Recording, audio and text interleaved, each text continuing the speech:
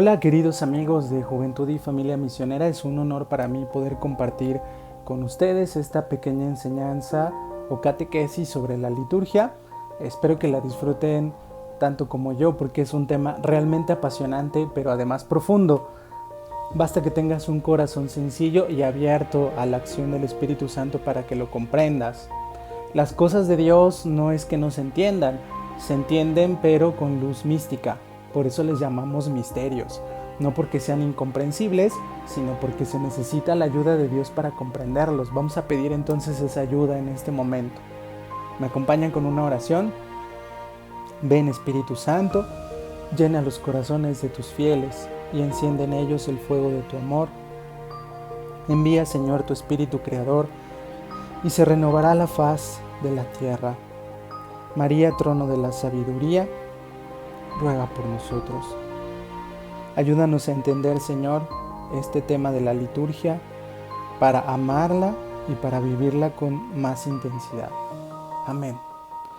Bueno, decíamos que es un tema que requiere luz mística para entenderlo y se le hemos pedido al Espíritu Santo, así que comencemos ya mismo. Quiero desarrollar con ustedes sobre todo 3 ideas que vienen en el catecismo y en la Biblia, como todo lo que creemos y enseñamos. La primera idea sobre la liturgia es un misterio, o así se llama esta primera parte, un misterio. Una segunda idea es un espacio. La liturgia es un espacio en el que se vive este misterio y los efectos de la liturgia como tercer punto. Así que vamos a darle. Lo primero es saber, y probablemente ustedes ya sepan, que la palabra liturgia, como muchas otras palabras, no es que la hayamos inventado los cristianos. La palabra liturgia primero se utilizaba en ámbitos profanos, después pues la iglesia y los primeros cristianos la adoptaron para referirse a su propio culto. Al inicio pues no querían utilizar otro tipo de palabras porque ya se habían dado cuenta que el culto que ellos realizaban era un culto distinto al que se realizaba en el judaísmo o en las religiones paganas.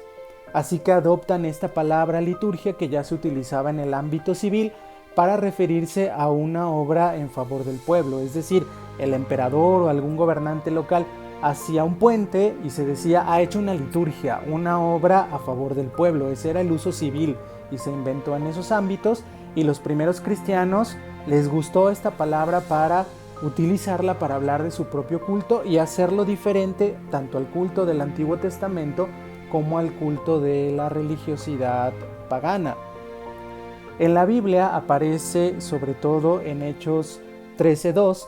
En Hechos 13:2 se dice que estaban en Antioquía, ahí se comienza a describir cómo era esta comunidad de Antioquía, y se dice que mientras estaban haciendo la liturgia, en nuestras Biblias se traduce mientras estaban dando culto a Dios o estaban en oración, es cuando el Espíritu Santo habla con esta comunidad y les dice: sepárenme a Pablo y a Bernabé para una misión muy especial. Fíjense qué interesante, 2 cosas allí. Dice que estaban haciendo la liturgia, orando y ayunando. Estaban en un ambiente de oración y allí el Espíritu Santo se manifiesta para guiar a la iglesia. Y es una de las veces en las que se utiliza tal cual la palabra liturgia en el Nuevo Testamento. No es que se use todo el tiempo, pero aquí hay 2 elementos importantes, decía yo. El primero es que ya se utiliza como para hablar del culto cristiano, que es un poco diferente al culto judío y a los cultos paganos. Y la segunda es que se ve que en este ambiente de liturgia el Espíritu Santo se manifiesta. Y hasta la fecha pensamos eso de la liturgia, como en este segundo punto que voy a tratar más adelante, que es un espacio donde obra la Trinidad. La palabra liturgia entonces está emparentada con laos, que en griego significa pueblo, y por eso liturgia es una obra a favor del pueblo. Recuerden eso, tomada del ambiente civil, los primeros cristianos con toda su creatividad la utilizan para referirse al propio culto que ellos realizan a Dios. Hechos 13:2, ahí es donde aparece, no es nuestra primera cita bíblica. Ahora, ¿por qué hablamos de un misterio? Hay que hacer una distinción entre misterio y problema. Probablemente tus catequistas o tus profes de formación en la fe alguna vez te hayan utilizado esta palabra misterio. Me acuerdo que cuando yo era pequeño, mi catequista la utilizaba como para no respondernos a nuestras preguntas que ya teníamos de pequeños, ¿no? Decíamos la Trinidad y nos contestaba, es un misterio. O le decíamos a nuestra catequista, yo tenía 6 años en esa época, y le preguntábamos, oye, ¿qué es eso del adulterio? Luchita se llamaba mi catequista. Y ella nos decía, no, eso está en el Antiguo Testamento. Pero cuando preguntábamos cosas como la Trinidad, pues ella nos decía, es un misterio. Entonces fíjense cómo parecía que tenía solo 2 respuestas para todas nuestras inquietudes. Decía que era un misterio o decía que eso estaba en el Antiguo Testamento. Pues así me fue, así me pasó. Y a veces se malinterpreta la palabra misterio porque se piensa que es algo incomprensible, algo que no se puede demostrar, pero no es en ese sentido en el que utiliza la palabra misterio, sobre todo San Pablo, que es quien la utiliza muchísimas veces en sus cartas para referirse al proyecto salvador de Dios. A eso se refiere San Pablo con la palabra misterio, por un lado, pero por otro también hay algunos filólogos de estos que les encanta el lenguaje que nos hacen la distinción entre misterio y problema. El problema está allí para que lo resuelvas como una ecuación matemática. El misterio, en cambio, no deja que lo resuelvas. Al contrario, el misterio nos compromete, envuelve nuestra existencia. Eso es el misterio, de tal manera que no es que yo descubra la solución al misterio, sino que me siento descubierto por el misterio. Algo así es lo que dice Ortega y Gasset, un famoso filósofo, para distinguir entre problema y misterio. Misterio entonces es algo más profundo que un simple problema a resolver. La palabra misterio está emparentada con una raíz o una palabra que utilizaban los griegos para silenciar a otros. En nuestro lenguaje, cuando queremos decirle a alguien que se calle, le hacemos shh, ¿no? Le hacemos así shh. Entre los griegos de la antigüedad, cuando querían que alguien enmudeciera o callara, hacían esto, miu. Ponían su mano igual que nosotros, pero decían la sílaba miu. De ahí viene el mute en inglés, ¿no? Y de ahí viene enmudecer, pero ellos hacían miu con Y, ¿no? Que se pronuncia como la U francesa. De ahí viene después la palabra misterio, de ahí viene la palabra mística. Y en este sentido más amplio, que tiene que ver con una experiencia interior de enmudecer o callar frente a algo que nos sobrepasa, es que San Pablo después la va a utilizar en el Nuevo Testamento, aunque San Pablo le va a dar un contenido teológico bien fuerte y bien padre. San Pablo va a decir, misterio es el proyecto de Dios, es el proyecto salvador y redentor de nuestro Señor. San Pablo la utiliza en Efesios capítulo 3, lo quiero leer con ustedes, Efesios capítulo 3 versículos 8 al 9. Si tienen por allí una Biblia, pues espero que la puedan consultar. Efesios capítulo 3 versículos 8 y 9. Miren cómo lo dice San Pablo. Él dice así: a mí, por tanto, el más insignificante de todos los santos, se me dio esta gracia, la de anunciar a los no judíos la insondable riqueza de Cristo, versículo 8, Efesios 3, acuérdense. Es decir, iluminar cuál es el proyecto salvador del misterio que está oculto desde siempre en Dios, creador del universo. En otras Biblias dice, a mí se me encargó la dispensación del misterio o iluminar la dispensación del misterio. Aquí en mi Biblia dice, la dispensación la dice como proyecto salvador del misterio. Entonces fíjense cómo San Pablo tiene la conciencia de estar anunciando el proyecto o el designio de Dios para salvarnos. ¿Y en qué consiste ese proyecto? Lo vamos a ver en el punto 3. Ahorita estamos en el punto 1, no se me olviden. Estamos hablando de misterio y por qué la liturgia se dice que es un misterio. De hecho, en el Catecismo de la Iglesia Católica, cuando se habla de la liturgia a partir del párrafo 1066, si tienen un catecismo igual lo pueden allí consultar. Esta parte, que es la segunda del catecismo, recuerden que el catecismo está dividido en 4 partes. Lo que creemos, lo que celebramos, la vida moral y la vida de oración. Esas son las 4 partes del catecismo. Y la segunda parte se llama la celebración del misterio cristiano. Y en el párrafo 1066 se nos dice algo increíblemente importante. Dice, en el símbolo de la fe, la Iglesia confiesa el misterio de la Santísima Trinidad y su designio benevolente, nos dice el catecismo. Y después nos cita Efesios 3:9 que acabamos de leer, la economía del misterio, dice Efesios 3:9, dispensación del misterio, como dicen otras Biblias, proyecto salvador del misterio, economía del misterio, es como realmente dice en griego, lo cita aquí el catecismo, párrafo 1066, para los que toman nota. Pero ¿por qué nos empieza hablando de la Santísima Trinidad? Ya les digo que hasta Luchita me decía, la Trinidad es un misterio. No porque sea incomprensible, no tenemos que confundirnos pensando, claro, es un misterio porque cómo es que 1 más 1 más 1 me da 1 y no me da 3. No es en ese sentido misterio, sino que la Trinidad es comprendida, pero no de la manera en que comprendemos las matemáticas, sino con luz mística. Por supuesto que los santos han comprendido la Trinidad, pero no adquieren una comprensión exacta y matemática, sino una comprensión que tiene que ver con la fe. Acuérdense que la fe es una herramienta también para comprender junto con la razón, como nos lo recuerda San Juan Pablo II en Fides et Ratio, en su famosa encíclica. La fe, y también nos lo recuerda el Papa Francisco en su primera encíclica que se llama La Luz de la Fe, que escribió con Benedicto XVI. Y allí nos dicen ambos papas que la fe es una herramienta para conocer también. Fíjense entonces, por la fe conocemos a la Santísima Trinidad. Que la podamos explicar es otra cosa, no se puede explicar como explicamos que 1 más 1 más 1 nos da 1. No se puede explicar de esa manera, pero sí que se comprende y sobre todo se experimenta la presencia de la Trinidad. Se contempla a la Trinidad y esto ocurre en la liturgia. Entonces, para concluir este primer punto, la Trinidad es misterio no porque no se pueda comprender, sino que es misterio porque se comprende con luz mística. Y esta posibilidad de tener la luz mística la tenemos todos, la tenemos tú y yo si eres bautizado. Tenemos esta posibilidad de penetrar en el misterio de la Trinidad. Acuérdense lo que dice Jesús también.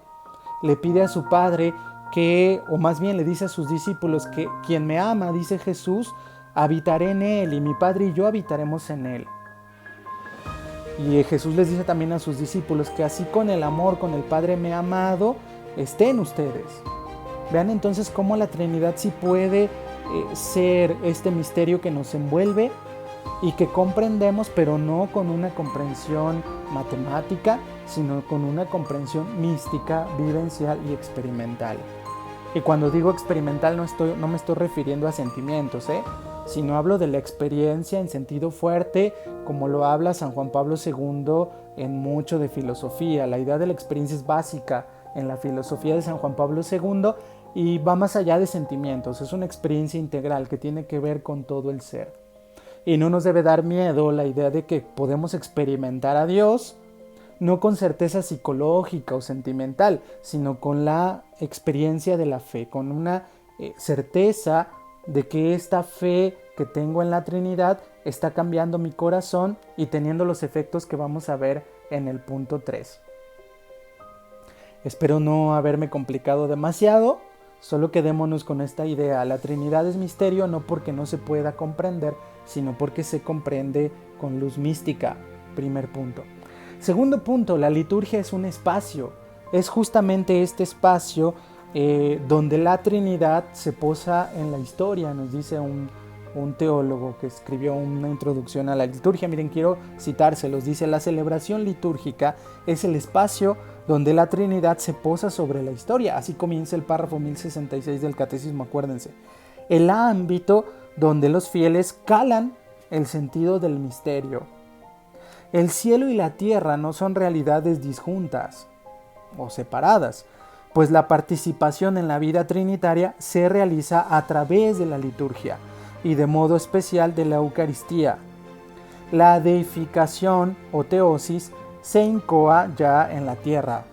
Suena un poco complicado, pero ahorita voy a tratar de entenderla junto con ustedes. Fíjense, entonces la liturgia se convierte en este espacio donde podemos experimentar la vida de la Trinidad en nosotros. ¿Y cuál es la vida de la Trinidad? Es el amor. El Padre entregándose al Hijo, el Hijo no se queda esta vida para sí mismo, sino que se la devuelve al Padre, y este movimiento de amor increíble entre los dos se llama Espíritu Santo. Fíjense cómo podemos comprender la Trinidad con una imagen que nos propone Ricardo de San Víctor. Ricardo de San Víctor, esta es la imagen que más me gusta de la Trinidad, porque ya saben que hay muchas, ¿no? Y a veces las catequistas o San Patricio decían, bueno, es como un trébol de 3 hojitas, o es como un huevo que tiene yema clara y cascarón, o es como el agua que puede estar en 3 estados. Ninguna de estas imágenes es suficiente y no es completa, pero la de Ricardo de San Víctor es un poco más comprensible y tiene que ver con lo que estamos hablando de la experiencia del amor. Ricardo de San Víctor decía, para que haya amor, tiene que haber un amante, tiene que haber un amado y el amor entre ellos. Pues esos son, mis queridos, el Padre, el Hijo y el Espíritu Santo. El Padre es el amante, el Hijo es el amado y el Espíritu Santo es el amor entre ellos. De esta manera nos damos cuenta que la vida que fluye al interior de la Trinidad es puro amor. El Padre desde la eternidad engendra al Hijo, le da su propia vida. El Hijo recibe esa vida, pero no se la queda egoístamente, sino que se la devuelve al Padre en una especie de agradecimiento eterno. Y ese movimiento de darse, de entregarse, de recibir y de devolver, ese movimiento es tan especial que es una persona llamada Espíritu Santo. Por eso cuando Jesús está todavía con sus discípulos les dice, les conviene que yo me vaya porque si no, no va a venir el Espíritu Santo y Él hablará de lo mío. ¿Y qué es lo mío? Pues esta capacidad de recibir todo de Dios. Eso es el Hijo, recibe todo de Dios Padre. Y por eso dice, el Espíritu hablará de todo lo mío, porque el Espíritu va a explicarle a sus discípulos cómo uno es hijo, recibiendo todo del Padre y no quedándoselo, sino entregándolo. Pero eso solo es posible gracias al Espíritu Santo. Por eso San Pablo va a decir, es el Espíritu Santo el que nos hace clamar Abba Padre. Y es el Espíritu Santo el que nos hace reconocer a Jesús como el Señor. Va a decir en la primera carta a los Corintios. Entonces la liturgia, mis queridos, no hay que confundirla con rúbricas. Las rúbricas, como su nombre lo dice, son letras rojas que se encuentran en el misal romano, donde dice cómo debe hacer gestos el sacerdote, cómo debe poner las manos, las palabras que debe decir. Incluso muchas veces esas rúbricas dicen aquí el sacerdote puede improvisar en algunas ocasiones. Por lo tanto, la liturgia no son las rúbricas, no son la manera de celebrar o los determinados gestos que hay que hacer. Eso es parte de la liturgia, pero no lo es todo en la liturgia. El Concilio Vaticano II, siguiendo a un gran autor que se llama Otto Kassel, va a definir la liturgia más bien como esta acción sacerdotal del Hijo de Dios por medio de su cuerpo místico que es la Iglesia. Entonces la liturgia es dar culto del Hijo al Padre por la acción del Espíritu Santo mediante su cuerpo místico que es la Iglesia. Miren lo que dice Hebreos 9:14, la carta a los Hebreos 9:14. Esta es otra cita que vamos a revisar. Espero que hayan anotado Efesios 3:8 al 9, pero miren lo que dice Hebreos 9, capítulo 9, versículo 14. Hebreos 9:14 dice así. Dice, ¿cuánto más la sangre de Cristo, quien se ofreció a sí mismo a Dios como víctima inmaculada por obra del Espíritu Santo, del Espíritu Eterno, purificará nuestra conciencia de las obras que llevan a la muerte para que demos culto al Dios vivo? Dice, Cristo se ofreció a sí mismo a Dios como víctima inmaculada por obra del Espíritu Eterno. Fíjense cómo de este versículo están calcadas las palabras que dice el sacerdote en la misa. Él dice, por Cristo, con Él y en Él, a ti, Dios Padre Omnipotente, en la unidad del Espíritu Santo, todo honor y toda gloria por los siglos de los siglos. Amén. ¿Ven entonces cómo se cumple esto que dice este teólogo que les cité al inicio de este segundo tema? La celebración litúrgica es el espacio donde la Trinidad se posa en la historia. ¿Cómo es eso? Claro, por eso en la misa dice el sacerdote, por Cristo, con Él y en Él, a ti, Dios Padre Omnipotente. El culto que damos en la liturgia es a Dios Padre.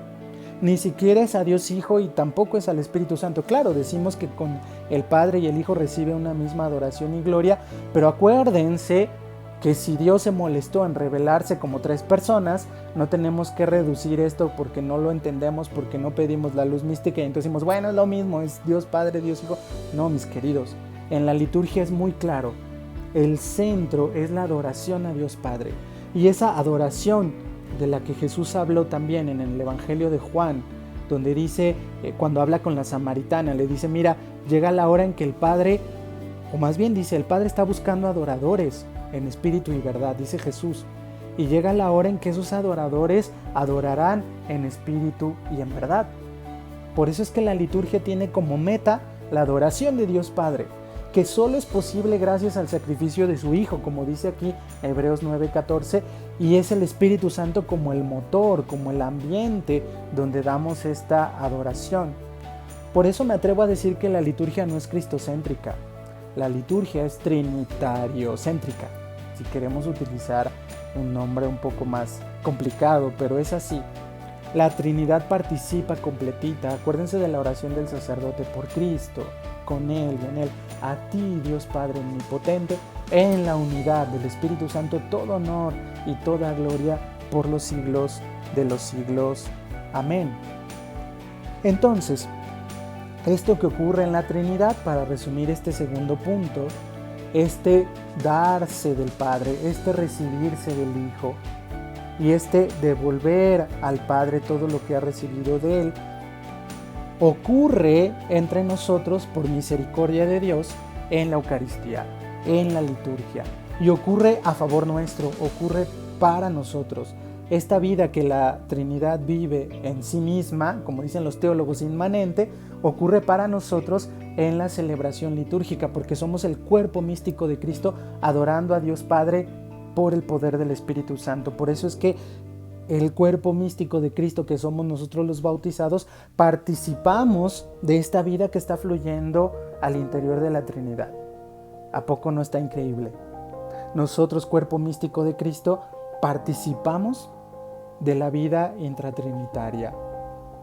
Y como tercer punto, y eso nos lleva a nuestro tercer punto, mejor dicho, ¿cuáles son los efectos de este participar de la vida trinitaria? Una tercera cita de la Biblia que quiero revisar con ustedes. Segunda carta de Pedro, capítulo 1, versículo 4. Esta es la tercera cita. Llevamos 3 citas para que hayan anotado. Acuérdense, la primera fue Efesios 3, 8 al 9, Hebreos 9, 14, y esta tercera que es súper importante, segunda de Pedro 1, 4, dice: también con esto nos ha concedido unas promesas preciosas y sublimes, para que por ellas se hagan partícipes de la naturaleza divina después de huir de la corrupción que hay en el mundo a causa de sus malos deseos.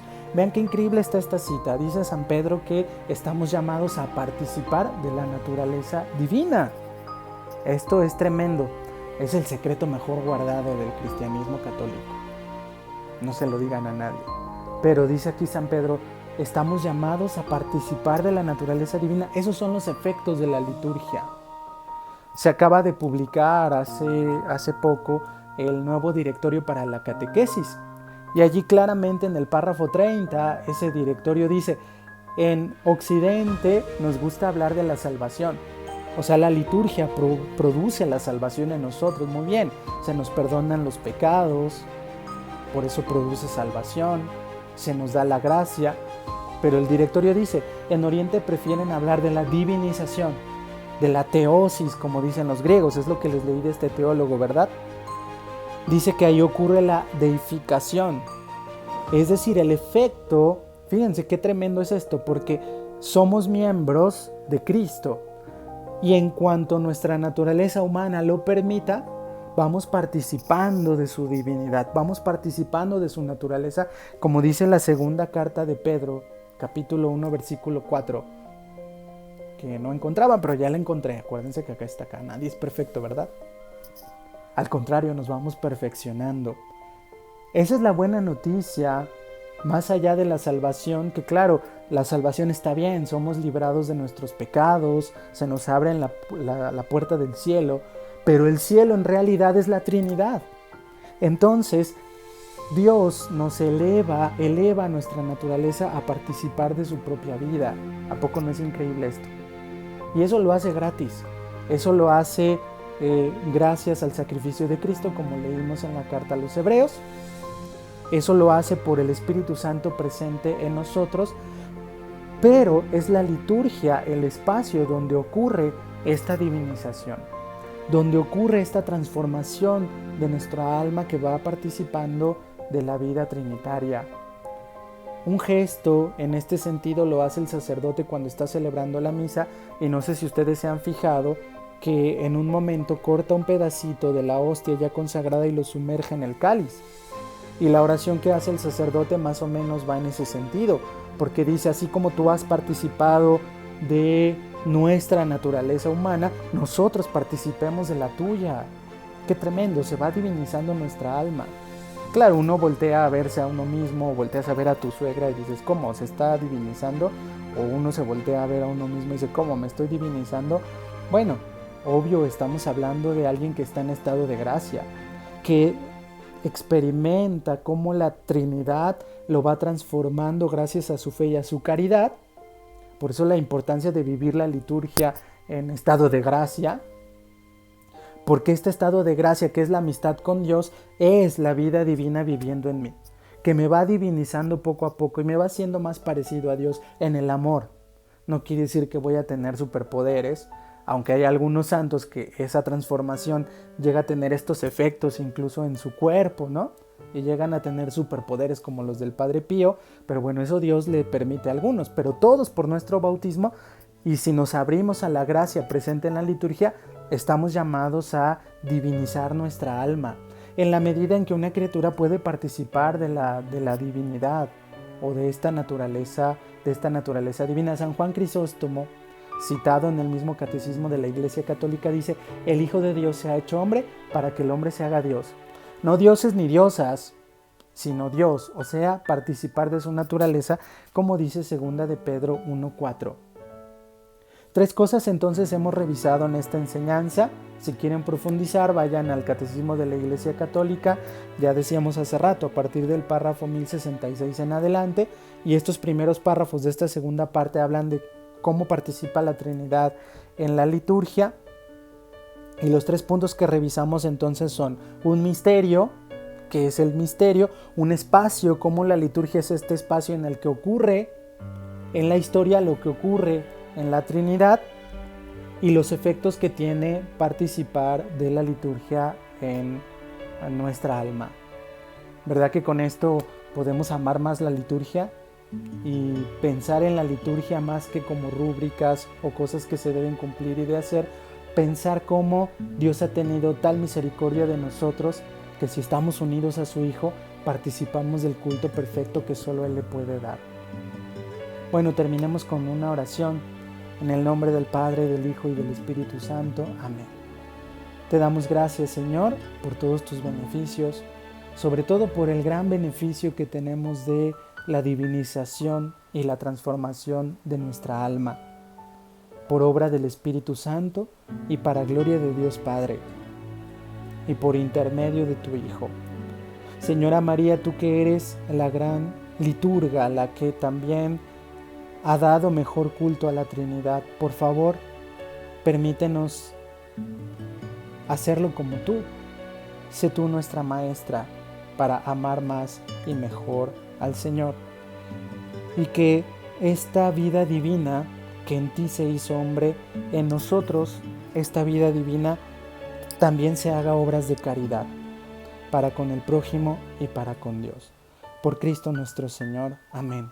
Cristo Rey nuestro, venga tu reino. Amén.